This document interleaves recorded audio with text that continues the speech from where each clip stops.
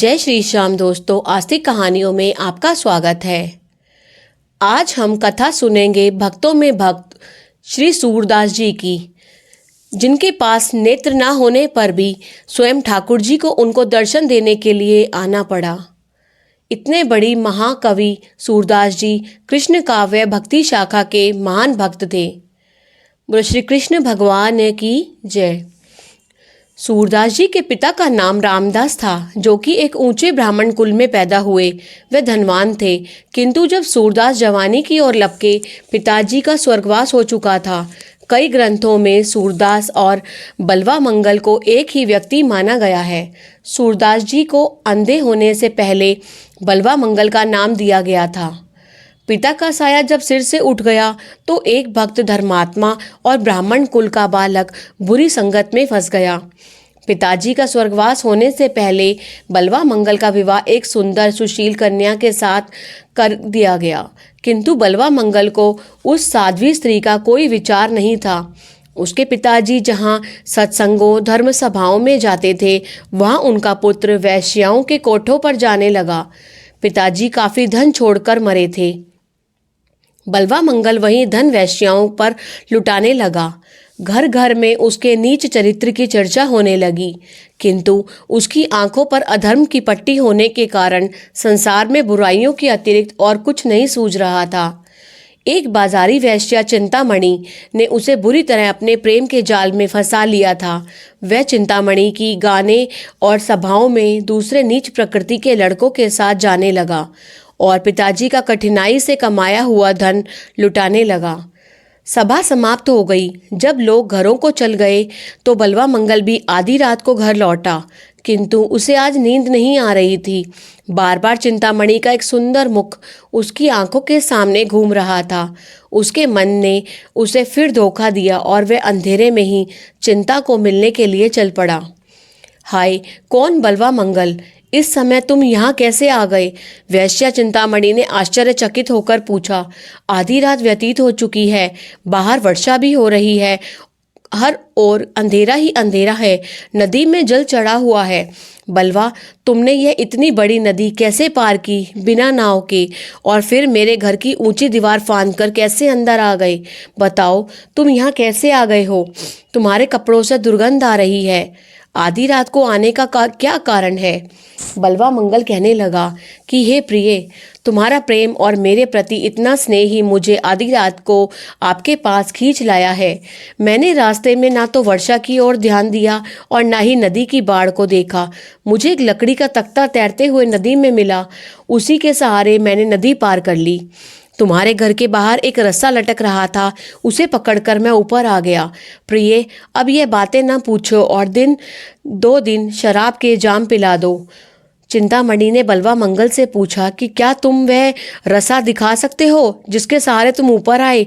बलवा मंगल ने दीवार के पास जाकर वह रस्सा दिखाया तो चिंतामणि झट घबराकर पीछे हट गई और बोली, अरे मूर्ख, यह तो एक सांप है जिसे तुमने रस्सा समझ लिया था, और देखो नदी की ओर वही है ना तुम्हारा तख्ता। बलवा मंगल ने कहा, हाँ प्रिय, वह वही तख्ता है जिस पर चढ़कर मैंने नदी पार की थी। अब चिंतामणि से रहा ना गया, उसके अंदर की आत्मा को उससे धिक्कारने लगी। वह बोली, अरे अंधे कामी, वो तो एक शव है, सड़ा हुआ शव, उससे यहाँ तक दुर्गंध आ रही है। अरे नीच, तुमने ब्राह्मण कुल में जन्म लिया है, उसे कलंकित कर दिया। ओ मूर्ख, तुमने मेरे हाड़ मांस ना रहने वाले शरीर के लिए अपने प्राण दांव पर लगा दिए। जाओ कामी, तुम्हें यहाँ से चले जाओ। तुम सबसे ऊंची जाति में जन्म लेकर भी मूर्ख रहे। काश तुम्हें मेरी बजाय प्रभु श्याम सुंदर मुरली मनोहर के लिए इतनी तड़प रखते तो परमानंद पाते। धिक्कार है तुम्हारे जीवन पर, तुम्हारी नीच प्रकृति पर, जो सोने के को छोड़कर कांच पर मरती है। अमृत कुंड छोड़कर गंदगी के नरक में डूबते जा रहे हो। एक वैश्या बाजारी स्त्री से इतनी गूढ़ तत्व भरी बातें सुनकर बलवा मंगल के हृदय पर गहरी चोट लगी। उसे ऐसा लगा कि उसने जीवन वृथा ही खो दिया। काले बादलों का पर्दा फट गया और उसका हृदय ज्ञान भक्ति की ज्योति से जगमगा उठा। उसने रोते रोते वैश्या के चरणों पर सिर धर दिया और कहा, मेरी धर्म माता, तुम धन्य हो। तुमने आज मुझे अंधेरे के गहरे गड्ढे से निकालकर आकाश पर चढ़ा दिया। लो, मुझे आशीर्वाद दो कि शेष जीवन प्रभु श्री कृष्ण के भजन में गुजार दूं। यह कहकर बलवा मंगल रात की तारीकी में वैश्या के घर से निकल गए। अपने घर नहीं गए, वन को चल दिए। प्रेम की धुन और मस्ती में झूमते हुए बलवा मंगल पागलों की तरह वन में घूमते जा रहे थे और जीवा पर श्री कृष्ण की रटन लगी हुई थी। सूरदास जी के संबंध में अनेकों किंवदंतियां हैं, लेकिन कहा जाता है कि एक दिन वे किसी गांव से निकल रहे थे। उनके घर पर श्री कृष्ण और हाथ में तुलसी की माला। वे अपने विचारों की मस्ती में जा रहे थे। उन्होंने देखा कि रूपवती स्त्री सुंदर थी, बहुत सुंदर लगने वाली वो स्त्री जिनको देखा उन्होंने, उनका दिल उसे देखकर काबू में न रहा और वह स्त्री सौंदर्य से आकृष्ट कर बहुत दूर तक उसका अनुगमन करते चले गए। वह स्त्री अपने घर के अंदर चली गई और बलवा मंगल उसके द्वार पर ध्वनि लगाकर बैठ गए। जब उस स्त्री का पति घर आया तो उसने बलवा मंगल को द्वार पर बैठे पाया। उसने बलवा मंगल से पूछा, ब्राह्मण देवता बताइए, आप किस कारण यहाँ बैठे हैं? उत्तर में बलवा मंगल ने सारी वार्ता वहां आने की बता दी और कहा कि एक बार उस सुंदर स्त्री को देखना चाहता हूँ। सेठ प्रभु भक्त हैं। उन्होंने बड़े प्रेम से कहा, अच्छा, आप प्रतीक्षा करें, मैं अपनी स्त्री को यहाँ भेज देता हूँ। सेठ अंदर चला गया और अपनी स्त्री को बाहर भेज दिया। भगवान जीव को झट ही नहीं अपना लेते, पहले वे बड़ी कठिन परीक्षा लेते हैं। यदि उसमें से उत्तीर्ण हो जाओ तो फिर थोड़ा सा अपनी प्रेम माधुरी का दान करते हैं। बलवा मंगल के लिए भी यह परीक्षा की कठिन घड़ी थी। अब उनको यह सोचकर वेदना हुई कि जिन नेत्रों में नंद नंदन श्री कृष्ण का रूप समाया है, उनमें नारी के लावण्य ने चंचलता क्यों उत्पन्न कर दी है। वे अपने आप को मन ही मन धिक्कारने लगे। विचार आया कि मुझ पर फिर क्या काम का भूत सवार हो गया है। जिस नरक कुंड से बच निकला था, फिर उसी में गिरने जा रहा हूँ। धिक्कार है इन आँखों पर। यदि यह ना होती तो मैं फिर गड्ढे में क्यों गिरता। इतने में उस स्त्री ने आकर कहा, ब्राह्मण देवता, कहो क्या आज्ञा है। बलवा मंगल चौंक गए और कहा, माता, मेरे पर एक कृपा करो। लोहे की 2 सलाइयाँ लाओ और खूब गर्म करके लाल अंगार की तरह करके ला दो। बस मेरी यही आज्ञा है। वह स्त्री बिना सोचे ही ब्राह्मण ऐसी सलाइयों का क्या करेगा, 2 सलाइयों को खूब गर्म धधकती हुई लेकर आई और बलवा मंगल के हाथ में दे दी। जब स्त्री ने यह देखा कि बलवा मंगल ने वो दोनों गर्म सलाइयाँ अपनी आंखों में चुभो दी और अपनी दोनों आंखें फोड़ डाली, वो डर गई। पर ब्राह्मण ने कहा, माता, इस घटना में तुम्हारा कोई दोष नहीं। मैंने स्वयं अपनी आंखों को दंड दिया है। तुम जाओ अंदर अपने पति के पास और मैं जगत पिता की खोज में जाता हूँ। बलवा मंगल अब अंधे हो चुके थे।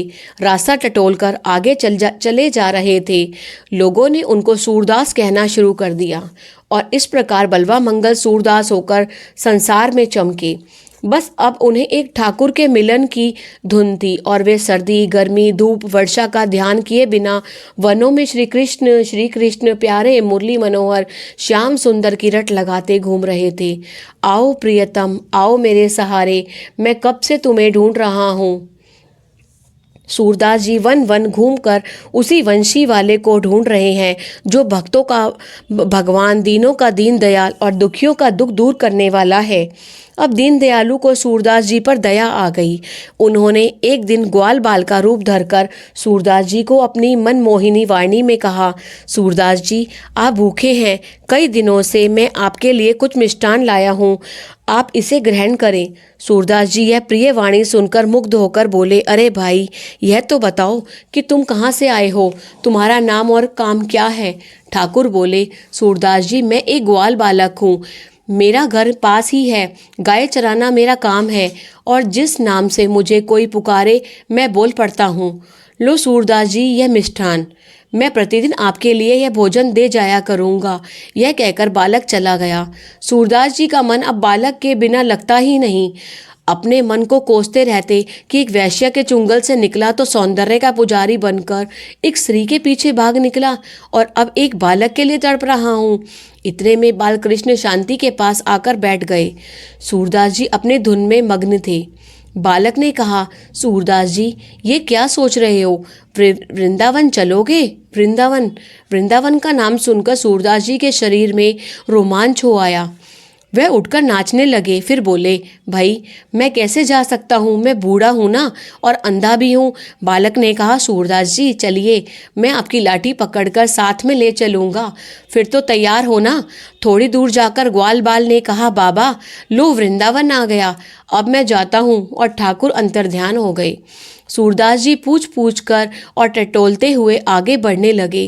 कहा जाता है कि वह चलते चलते एक कुएं में गिर गए जिसमें पानी नहीं था। वह सूखा कुआं था। सूरदास जी उस कुएं में कई दिन तक पड़े रहे। बार बार उस बालक की याद आ रही है और अच्छा होता यदि वह ग्वाल बालक मेरे साथ रहकर मुझे रास्ता दिखाता रहता।